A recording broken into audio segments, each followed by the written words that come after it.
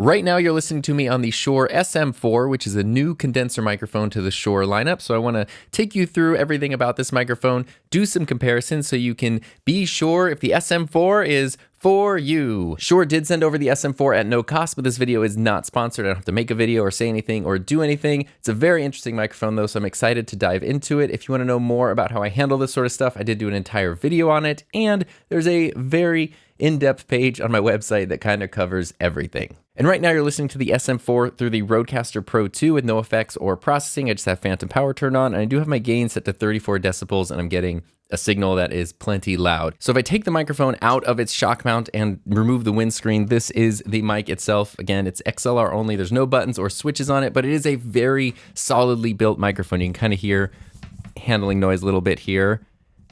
It's not too bad, but it's not meant to be a handheld microphone. It's not meant to do exactly what I'm doing with the microphone right now. But I wanted to show you just what the microphone is on its own, because for the MSRP of $199, this is what you get. A very simple, solid microphone. For $269, you get the shock mount and the pop filter. And for what it's worth, it does come in this very nice little carrying case that has green stitching and a green inside. I think this is cool. I really like Shure's black and green branding, but that doesn't really affect the sound of the microphone. It's not terrible with plosives. Peter Piper pitched a podcast even without the extra pop filter. There are some there, but if I just, as usual, turn the microphone, Peter Piper pitched a podcast. It's very easy to use this microphone without a windscreen or without a pop filter and not have it be super distracting. So now that the mic is back in the shock mount, obviously now the shock mount is absorbing a lot of that handling noise, and there's really no handling noise, which is awesome. I do need to say that the shock mount also feels very high quality. The whole thing feels very premium.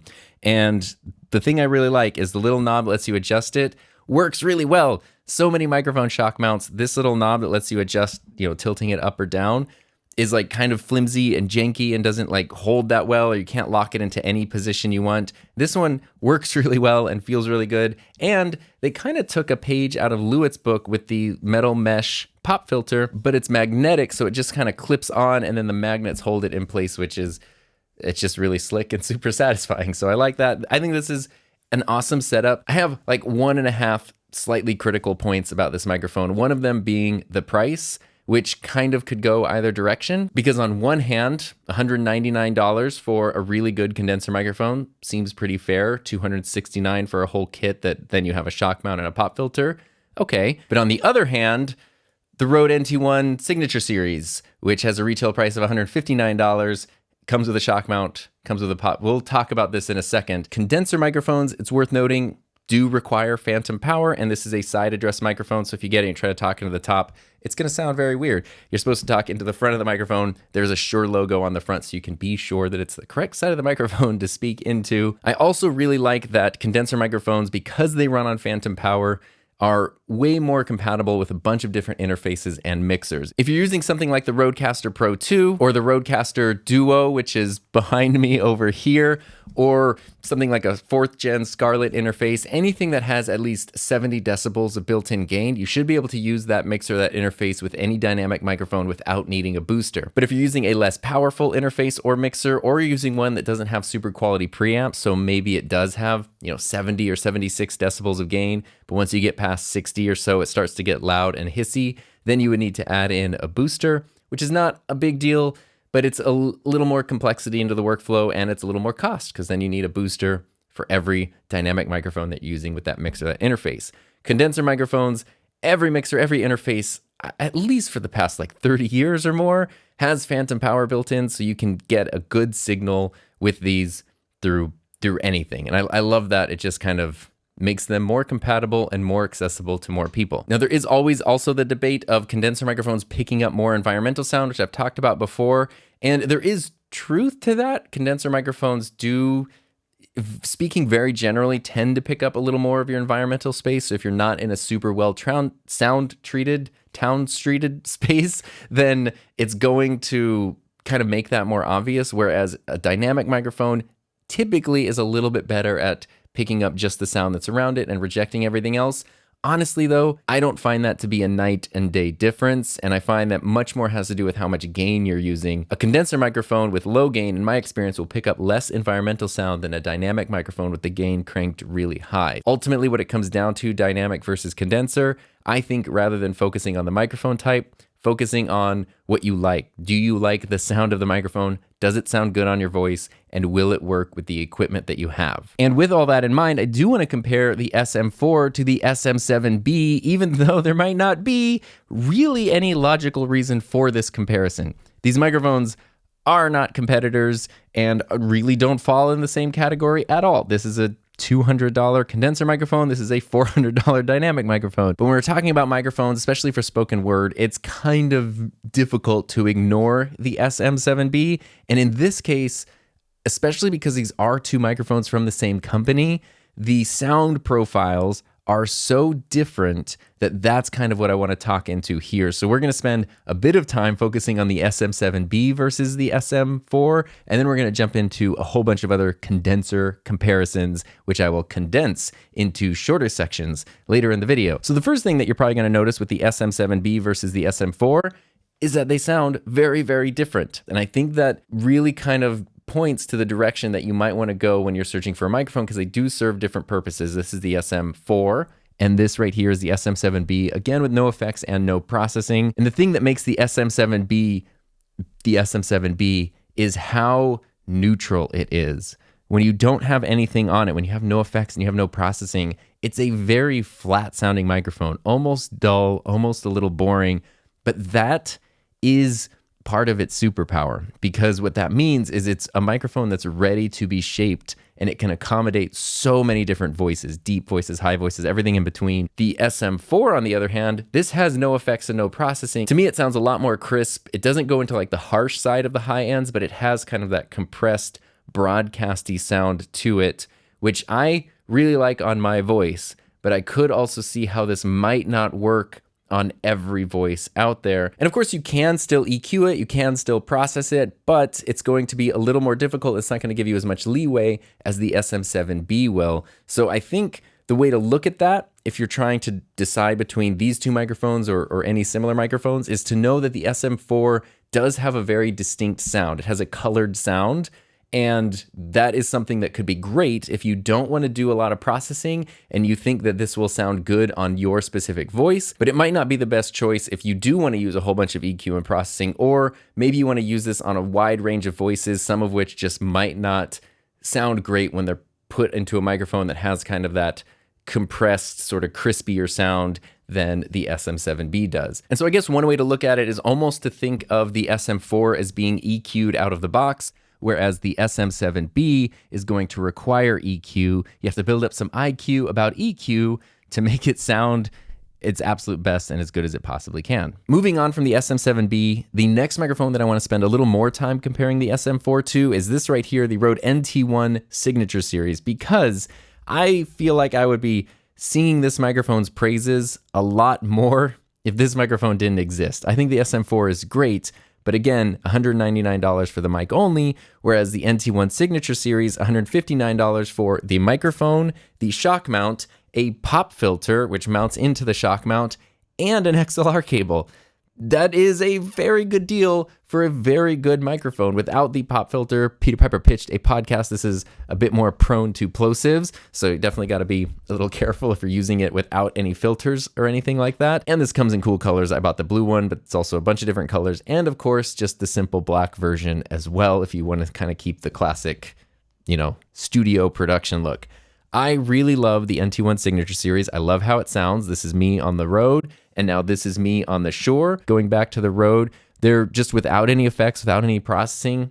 They're both a lot more crisp and, sharp. It sounds like I'm talking about a cheese or something, than the SM7B is, or than a lot of dynamic microphones are. The Shure, I think, is a little bit easier to use because it is less susceptible to plosives, and the Rode, I really love this microphone a lot. But the plosives, if you don't want to have this big filter sort of sitting here like this in front of you, then the plosives are a bit of a problem. I think the Rode is the closest competitor to the Shure, and the fact that you can get the whole kit with the shock mount and everything, that comes out to more than $100 less than the Shure.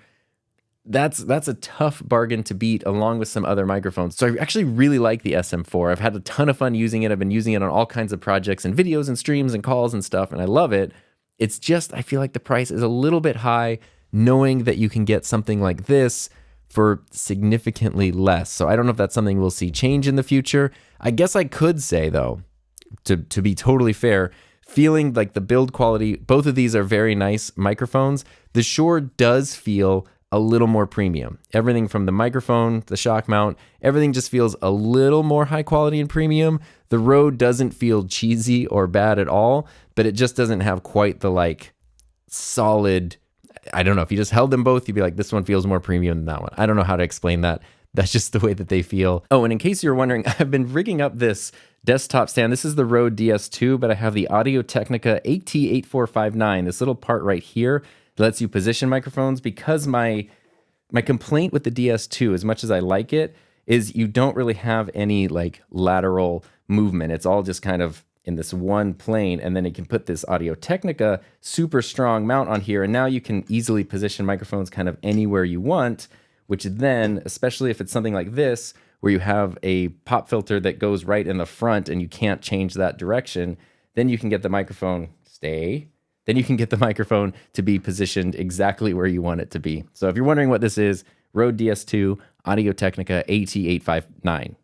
I remember those numbers. So moving on to some other mic reviews, most of them are going to be condensers at different price points, but I do have this one, which is pretty interesting. This is it has different names now. Originally, it was called the Logitech Blue Sona, which looks a lot like the SM7B, the difference being that it has a built-in mic booster. So even though it is a dynamic microphone, it does require phantom power in order to run, but it also means you need significantly less gain, very similar to the SM7DB that Shure released not too long ago, that is basically an SM7B with a booster built in. But that microphone is significantly more expensive, and this one has an MSRP of $349. It also does now go under the name of Yeti Studio. So if you see the Blue Sona or the Yeti Studio, it's the same microphone. Logitech bought Blue. I don't know how branding works.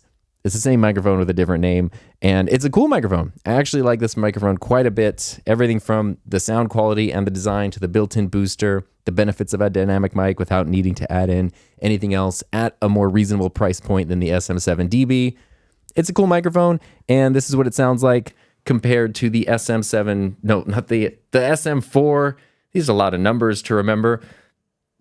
Dynamic versus condenser again, but still a very interesting microphone that I didn't want to leave out of this comparison. Everything else we look at for the rest of today are going to be condenser microphones. And we're going to start with this one right here, which is the Earthworks ETHOS. This has an MSRP of $399, so same price as the SM7B, more expensive than the SM4. And even though it kind of looks like it would be a dynamic microphone, I don't know, it just has that look to it. It's actually a condenser microphone just like the SM4, but you can hear going between them the difference in sound. This is the SM4. This is the Earthworks ETHOS. I really love the ETHOS. And the reason behind that, my ethos behind that decision, is because if you do long form recordings, I have found personally, at least maybe it's just on my voice, this is like the least fatiguing microphone that I've ever used. So if you need people to listen to you yap for like 90 minutes or 2 hours or whatever, this is a microphone that's not going to tire out their ears. Whereas sometimes when there's microphones like this that have a much more distinct, crispy sound, I keep using that adjective, but sounds like this, as much as I like it, when I think of, minute 100 of listening to this, I don't know if that would fatigue my ears in my headphones. The Ethos is just such an easy to listen to microphone. And it's just a cool, well-built, Earthworks is awesome. This is an awesome microphone, and it's significantly more expensive than the SM4. So let's go down in price a little bit. The next two microphones I want to look at are at different price points, but they are from the same company. The first one's going to be the Lewitt LCT 440 Pure, and the next one's going to be the Lewitt LCT 240 Pro. Both microphones that I've talked a lot because I really love these microphones. They're awesome condenser microphones. Again, right now you're listening to me on the Shure SM4. And now this is the Lewitt LCT 440 Pure with no effects and no processing. It's just the pure sound of the Pure. And a cool thing, I've said that word so many times it doesn't sound like a word anymore. The cool thing with this, and I sort of have this backwards, I have the LCT 240, which has a different capsule, but the form factor is the same. It's in a shock mount and it has a pop filter. Those were things I had to buy extra for this microphone. This one costs less. The 440 comes with this. So just like the more expensive kit of the SM4, the 440 Pure does come with a shock mount and a pop filter, and it's, now we're back over here on the Shure, and it is a little more expensive with an MSRP of $289 versus $269 for the SM4 with the pop filter and the shock mount. So this is, again, why I was sort of having trouble with price. When I look at the NT1, this microphone seems really expensive, but then when I'm looking over here at the 440 and everything it comes with, then it seems like they're pretty fair competitors, and maybe this would even be a more fair comparison than the Rode. But as you can hear, there is a huge difference in sound between the Lewitt 440 and the Shure SM4. And again, what I love when I make these videos is I really love reading the comments where everyone explains what they like and why, but I do think it's very important to remember there's no right or wrong. Every once in a while, very rarely, there will be a microphone that's just like objectively bad, but that is pretty rare, at least from the bunch of videos I have made reviews on. So now back on the SM4, we moved on from the Lewitt 440. Now this is the Lewitt LCT 240 Pro, and that's what you're listening to me on right now. It's different than the Pure because it has a much smaller capsule. The Pure has a huge capsule. The LCT 240 has a much smaller capsule. But this microphone, this was the one that kind of got me into the world of Lewitt microphones because it's so affordable. The microphone itself is $99, and then you usually need to spend a little bit extra to get the shock mount and the pop filter. That usually ranges between $30 and $40 for both of them. Although sometimes this has a crazy sale where you can get the microphone and the pop filter for a lot less. In general, the MSRP of just the mic is $99. So this is the Lewitt LCT 240 Pro, and this is the Shure SM4. Two totally different condenser microphones from different companies with different capsules, and I hope that can encapsulate how they sound different. Now, the remaining two microphones I have are in this $99 price range. The first of which being the SE Electronics X1A, which is a pretty cool, I got mine in red. It's a cool condenser microphone. I have a video about this. It does have an MSRP of $99, although sometimes you can find that for significantly less. The thing I will say though, I guess we can do sound comparisons. So this is the X1A and this is the SM4. Definitely a distinct sound. In this case, personally to my ears, I would say the SM4 has an advantage. I like the way that sounds over the X1A, but again, this is no effects and no processing. The thing I really want to point out here though is that when you start getting into sort of the more budget range, the thing about higher end microphones, like if I have this SM4 and you buy an SM4, it should basically be exactly the same. I have a Shure SM57 that I bought in 2005. If I bought one today, they would be exactly the same. The consistency is insane. This is a little different. Mine, especially if you own this microphone, it might look like I'm talking into it backwards. And I should be talking into this side of the microphone because that is supposed to be the front of the microphone. Mine is backwards. For some reason, like there's, I don't know. It just sort of came that way. Those are types of like production issues, quality control issues, things that tend to disappear once you move into more reliable brands and higher end microphones. So it's not always just about sound quality, but it's also about peace of mind and long-term durability. To be honest with you, this microphone has been good and it works great, but the fact that it came backwards out of the box kind of makes me wonder, you know, is this also going to work in 20 years the same way that my SM57 does?